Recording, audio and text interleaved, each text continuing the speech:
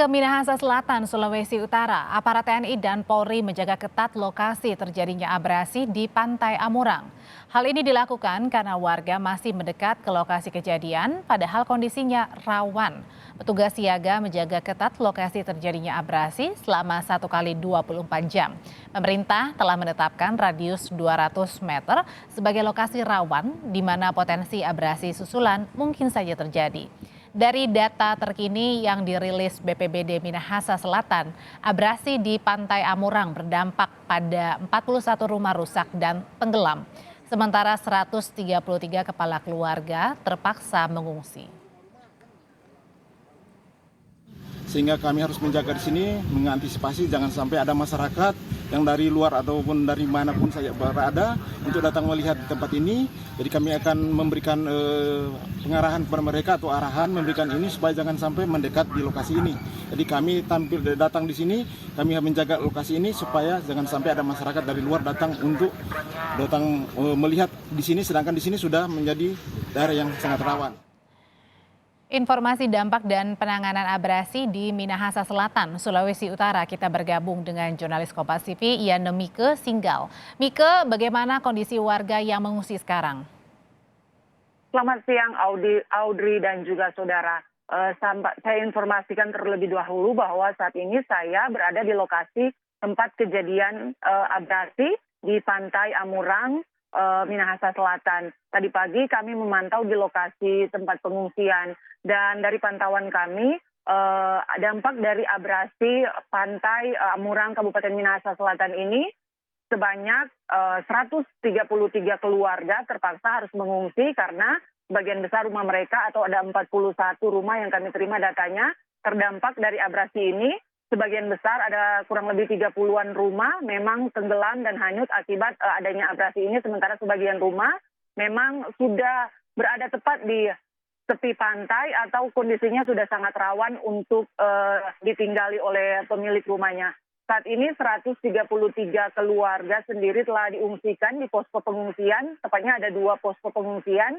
Satu di Desa Uwuran, 2 dan satunya lagi di Desa Lobot. Dan para pengungsi ini ditampung berdasarkan keterangan dari pemerintah bahwa akan ditampung kurang lebih 14 hari pasca kejadian abrasi lantaran kondisi rumah mereka memang sudah tidak bisa ditinggali atau artinya sebagian rumah justru memang sudah hilang akibat abrasi ini dan mereka harus mengungsi di posko yang disiapkan oleh pemerintah. Kami memantau bahwa kalau kondisi di tempat pengungsian sekalipun memang kondisinya agak dalam kondisi yang terbatas, tapi kalau untuk pemenuhan kebutuhan makanan dan minuman, para pengungsi ini mengaku cukup terpenuhi.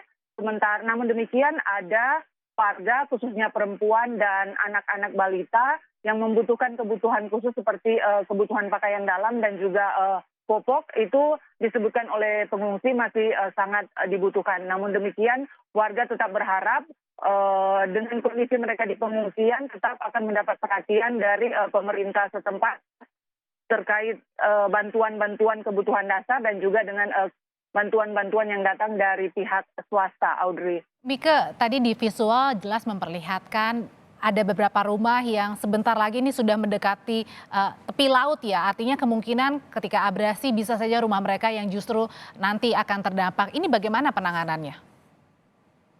Berkaitan dengan rumah warga yang sudah hampir terbawa arus karena sudah berada tepat di tepi laut pasca atau terdampak dari abrasi yang terjadi pada 15 Juni lalu, memang lokasi radius 200 meter, baik kawasan itu masih ada pemukiman warga ataupun sudah tidak ada pemukiman warga, memang sudah diperintahkan oleh pemerintah Kabupaten Selatan, warga yang bermukim di sekitar situ sudah dianjurkan untuk mengungsi, baik di posko pengungsian ataupun di rumah-rumah kerabat dan keluarga mereka. Kami informasikan bahwa kami juga memantau bahwa memang untuk rumah-rumah yang sudah sangat dekat posisinya dengan tepi laut atau di tepi pantai, sudah mengungsi dan melakukan evakuasi karena lokasi tersebut rawan terjadi abrasi susulan. Terakhir, Mike, ada juga jembatan penghubung yang terdampak amblas akibat abrasi. Penanganannya seperti apa? kami pantau dari lokasi titik kejadian saat ini memang belum ada aktivitas pembangunan dari pemerintah setempat berkaitan dengan rusaknya jalan atau jembatan total sepanjang 500 meter yang rusak akibat adanya abrasi ini. Pemerintah sendiri sudah menyatakan bahwa fokus utama memang masih kepada penanganan pengungsi untuk proses pembangunan infrastruktur jalan dan jembatan. Kalau saya juga dapat informasikan sedikit, jalan yang rusak dan terputus akibat adanya abrasi ini sebenarnya merupakan jalan penghubung yang menghubungkan antara dua kelurahan, Kelurahan Uwuran 1 dan Kelurahan Bitung. Sementara karena terjadi kerusakan, warga atau mobilitas masyarakat dialihkan ke jalan lain yang posisinya tidak terlalu jauh dari lokasi jalan yang rusak terdampak dari abrasi ini. Ini Mika, tinggal terima kasih informasinya dari Minahasa Selatan.